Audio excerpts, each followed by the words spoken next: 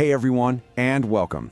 Today we're going to break down one of the most important safety tools you'll ever use on a job site, HIRAC. And look, this isn't about more paperwork or ticking boxes. It's a real deal process for keeping you and your team safe.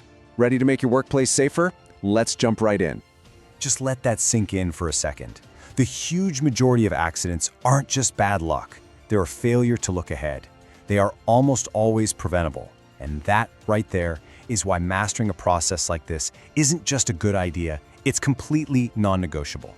And hey, if this explainer helps you out, do us a favor and hit that subscribe button. We're all about giving you clear, practical safety training that you can actually use on the job. For a toolbox talk or just to keep yourself sharp. It's all about protecting lives.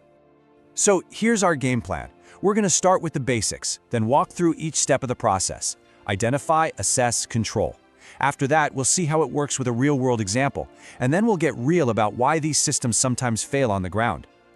Okay, first things first. Before you can use any tool, you've got to know how it works, right? Getting these core ideas down is the absolute key to making HIRAC more than just a piece of paper. It's about turning it into a powerful safety habit. So what is HIRAC anyway? It stands for Hazard, Identification, Risk Assessment, and Control.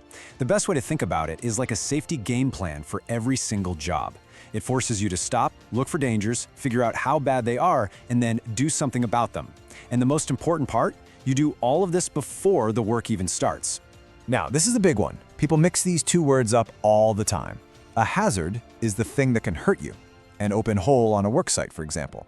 The risk, well, that's the chance of the bad thing happening plus how bad it would be.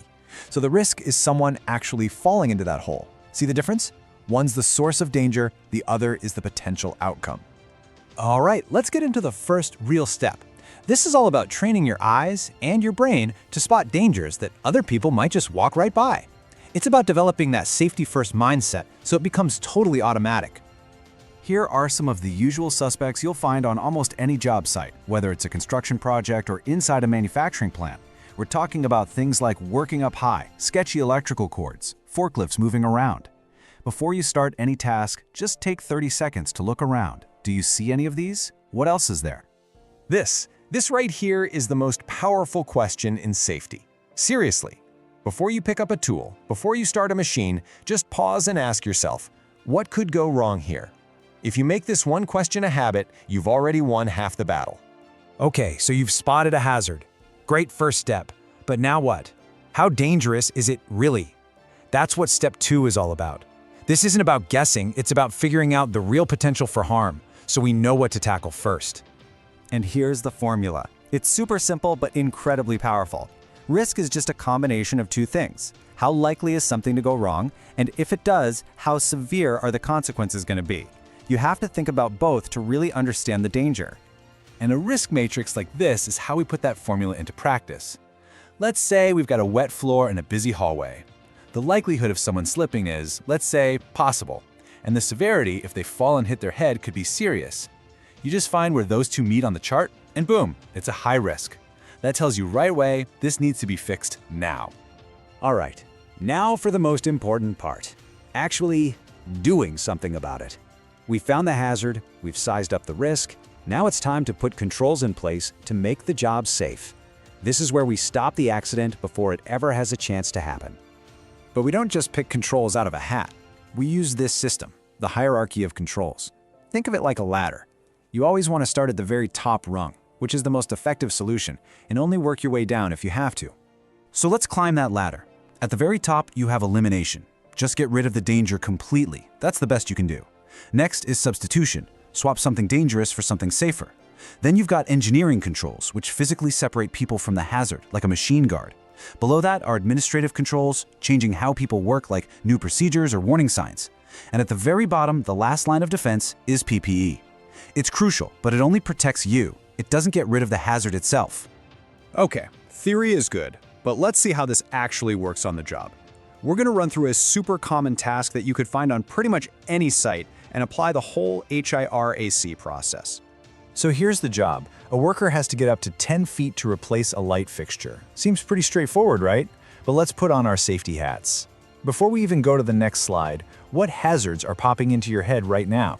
Okay, step 1. Identify hazards. The obvious one, of course, is a fall from that height. Then there's the big one, electrical shock from live wires. And you can't forget about the people on the ground. A dropped wrench from 10 feet can cause a serious injury.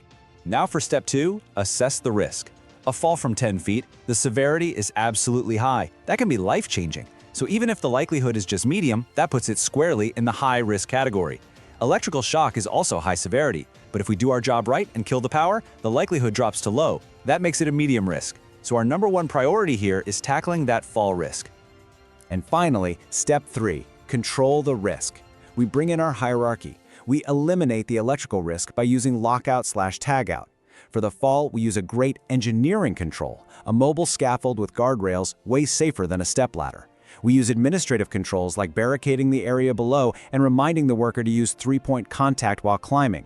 And for the last line of defense, they're wearing their PPE, fall protection, and insulated gloves. You see how all those layers work together to create a safe job? So if this system is so simple, why do things still go wrong? This last part is maybe the most important, because it's about the real world, the gap between having a process on paper and making it actually work on the site every single day. These are the things that kill a safety culture.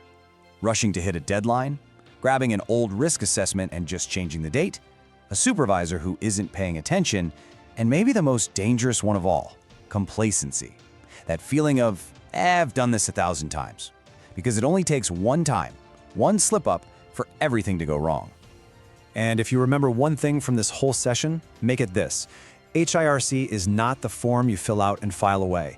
It's the conversation you have with your team before you start. It's that moment you pause to think through.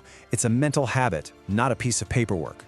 So if this guide helped make the HIRC process a little clearer for you, please go ahead and give it a like and subscribe to HSE Study. We're going to keep putting out more practical, life-saving training that you can actually use, because at the end of the day, the goal is for every single one of us to go home safe. Stay safe out there.